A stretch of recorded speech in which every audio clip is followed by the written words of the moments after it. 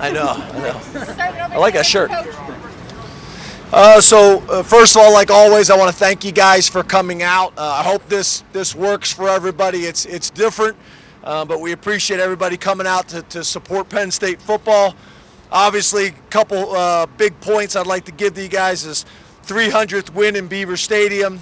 Noah Kane obviously continues to do some really good things. Had his first rushing touchdown at home since Purdue. Sean Clifford became the 10th quarterback in Penn State history with 5,000 career passing yards. Marquise Wilson, first Penn State player to play both ways in a game since Justin King, who was also at the game today. Highest attendance in a home opener since 2008 at 105,323. Then I'm super proud of Jesse Luketa. He didn't really know what his role was going to be coming into the season. He just trusted the coaches and trusted the program. And right now he's impacting at defensive end, he's impacting at linebacker, and obviously a first career interception return for a touchdown. So that was big time. And I love the fact that we were able to spread the ball around offensively this game. We had 10 different receivers with catches in the first half. So that was awesome. Thought we were very efficient on offense, especially early on in the game. I thought late we were able to get the running game going. Thought we protected the quarterback early on well. Late, probably gave up a few too many hits. We continued to get turnovers on defense. Hardy's interception was big time as well. We protected the football on offense. We had no turnovers on offense and made a bunch on defense. So a lot of good things. When we talk about statistics, we won field position, we won turnover battle, we won the explosive play battle. So when you do that, you got a chance to be successful. We did not win the penalty battle. I'd like to get that cleaned up, but penalties, to be honest with you, as I've stated before, don't have a huge impact on winning. So the stats that matter most, we've been winning. So appreciate you guys all being here. Open up to questions. James, you were able to play a lot of young guys. Could you just give a general assessment of the value of that, and what did you think of Roberson when he got in there? Yeah, really valuable. I mean, I don't think we gave up a touchdown with our group that normally plays in the two deep. We gave up a touchdown there late with I guess you'd call them the threes, but the guys that don't normally factor into the rotation. There's tremendous value in them getting reps, but there's also tremendous value in saving some reps off our guys, especially on the defensive side of the ball that got too many reps probably the week before. Taquan, I wish we would have got a stop a little bit earlier because I think we had decided to put him in with a little over 9 minutes to go in the game, and they went on a long drive, so it ate up some of that. But it was important to get him in the game, and obviously to be able to throw a touchdown pass was big time. So there's a lot of value in it. Creates a healthy locker room as well. James, you said earlier in the week, a trap game, there were certain signs. What did you see in the team the last few days that led you to believe that they weren't going to fall into that, they were going to believe? Yeah, I don't think I said it was a trap game. Somebody asked me if I believe in trap games. To your question specifically, I thought we practiced well. I think our standard of how we operate, no matter the competition in conference, out of conference, has been pretty good. That's a good football team. That's the MAC returning champs. I looked up on the scoreboard after the game. I saw some close games around the country, and specifically to some MAC teams, and that's probably the best team in the MAC with, I think, 21 returning starters and 16 super seniors. So give them a ton of respect. But we try to make sure we approach every opponent week in and week out like it's the most important opponent that we have on our schedule all year long. I hear that, and I know what you mean, but do you believe in load management now that the game's over? Did you get what you wanted to get out of this game? Because you got Auburn next week, you got Wisconsin last week. It's tough. Did you get a little bit of rest for guys who needed it? Did you get work for guys who thought? Is load management a basketball term or a football term? A baseball term.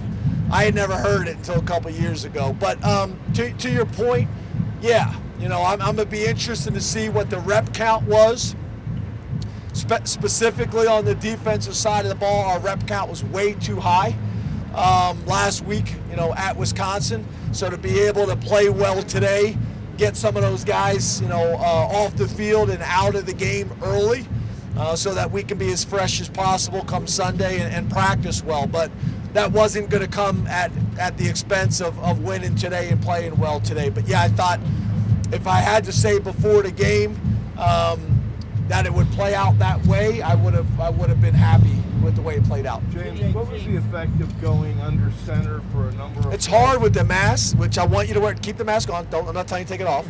I'm saying it's hard with the mask. So you guys start talking. I'm trying to figure out who it's talking, but I can't see the mouth moving.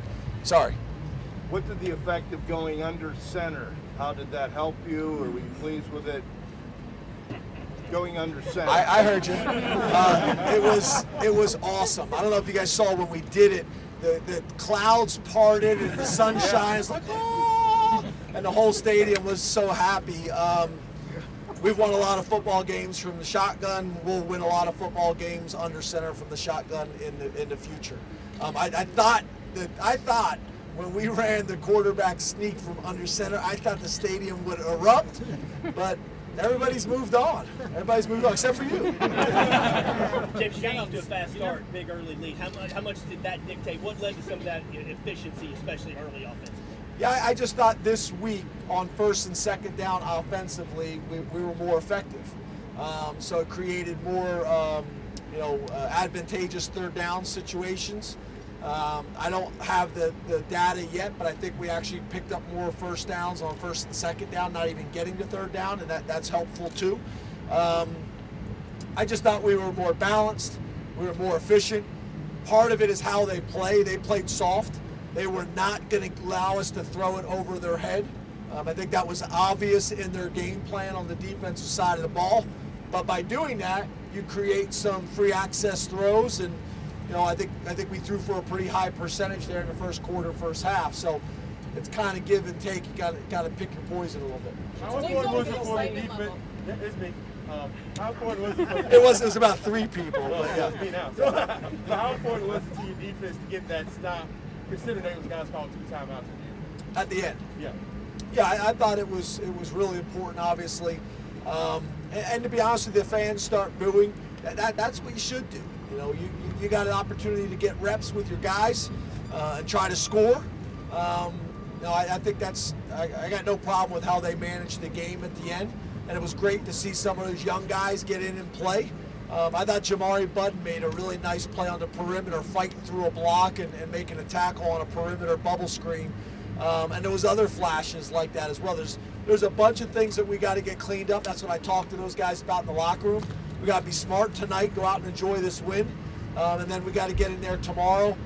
The good thing, I still think there's a lot of improvement that can be made and should be made, and we're gonna have to do that. James, you don't take anything for granted, but what was it like to have 105,000 people supporting you today? Yeah, it was awesome. I mean, in some ways it was emotional, to be honest with you. Thursday night, you start seeing the RVs coming into town, which was cool. Friday, you felt the electricity in town. Saturday, driving the blue buses from the hotel over to the stadium, and the welcome that we got was unbelievable. It was unbelievable. And then I thought the environment was great in here. Like I said, I think it's the best opening home game attendance that we've had since 2008, and I'm very appreciative of that. I know the community's appreciative of it as well. I thought it had an impact on the game today. We're going to need that moving forward. We got obviously a huge game next week, and we're going to need this place like rocking. And I know sometimes it's hard to tell in terms of attendance, but all the season ticket holders, if you're not using your tickets, and we have 70,000 of them, make sure that someone is sitting in your seats, because we need this place rocking. That's going to be very, very important. But it was awesome to walk through these gates. I didn't think my wife and family was going to be here, because their plan was to come an hour after kickoff and to leave an hour after to avoid the crowd. So it kind of caught me off guard to walk in here and see him in here. That was cool too. James, what do you think of the way Sean played today, especially with respect to his accuracy and the rapport he kind of showed before the handful guys today? Yeah, I thought again the way we played offensively early on, and as we all know, a lot of it comes down to how well your quarterback plays. And I thought he was very confident. I thought he was very efficient. I thought he was very poised early on. I thought Mike, called a really good game that put Sean in advantageous situations as well. And then when Sean had an opportunity to make some plays, extend some plays, he did that as well. I don't think he gets enough credit for the type of athlete he is. And that one long run, I don't know how long it was, but he was running away from people. That I know, sitting in with our defensive staff, breaking film down, when the quarterback shows that on film, it gives you concern because it really takes away from some of the defensive calls and coverages that you can make. Coach, you had 2 players catch a pass today. What does this say for the diversity of your offense? Yeah, like I said early on in one of my bullet points, whenever you can spread the ball around to that many people, it creates a healthy locker room. It makes it difficult to defend, so they can't bracket a specific receiver. I thought we also were able to get Jahan involved early on, not only in the passing game, but also in the fly sweep that we ran. I think we got to be a little bit better at punt return and giving him a chance to make some more plays in terms of holding guys up. But overall, damn good. Thank you, Coach. Thanks, guys. Thank you.